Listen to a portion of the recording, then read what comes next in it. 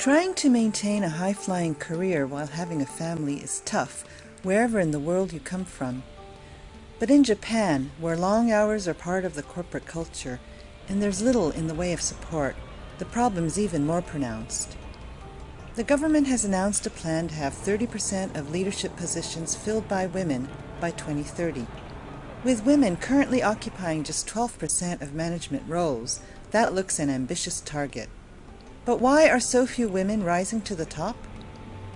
I talked to 3 graduates of the elite Tokyo University, Miki Matsui, Hidemi Kimura, and Maki Yoshida, about their experiences of working in a male-dominated environment and about trying to raise a family while meeting the demands of their careers. When I entered the company 19 years ago, I was the first woman who joined the department. So no one thinks that the women will have children or even get married. Ms. Yoshida used to work at a leading Japanese bank research unit where she met her husband. But when they started a family, she felt compelled to leave because of the long hours. The company that I work in now is one of the very conservative company in this country. So I think there is, generally, some discrimination. I mainly work alone now. That enables me to allocate my time according to my own convenience. Like Ms. Yoshida, Ms. Kimura worked for the same organization as her husband. Ms. Kimura was able to manage both work and family, but only by taking jobs that didn't require overseas travel. It was very traditional for Japanese couple that women limit the work and husband work as much as they want. So that was really frustrating for me, but I didn't have any other choice.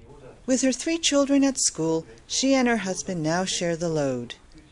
Our rule is that either of us definitely coming to home to have a dinner with children. So that's a compromise these days. Ms. Matsui's children are much younger. Unlike the other 2, her company actually has a program that allows her to work reduced hours until her children reach 3 years old. However, she still feels that the workload is difficult to manage. Since my 2 children go to different daycare centers, I have to go to 2 locations before going to work. I work until 4:30 and I leave office, and after the meals there's taking them into the bath and then tucking them in. And then after that, if the work is still left, I go to my computer and finish up work. Even with support, she is worried that she won't be able to manage, especially as her son starts preparing for school. Yes, I'm sure there's a lot the government can do. They can build more or have more daycare centers, maybe even in the offices. That would be very helpful if my children were closer by. That kind of flexible arrangement is hard to imagine with Japan's very traditional and male-dominated corporate culture. Reconciling work and family is a factor in low female participation in the workforce after childbirth. But the OECD says that if the numbers remain as they are now, Japan's labor force will decline by 10% over the next 10 years. As Japan tries to reignite the economy with yet another stimulus, and skirts around the need for significant reform of its labor market, it is failing to take advantage of one of its most obvious sources of new or underused talent. Michio Nakamoto, Financial Times.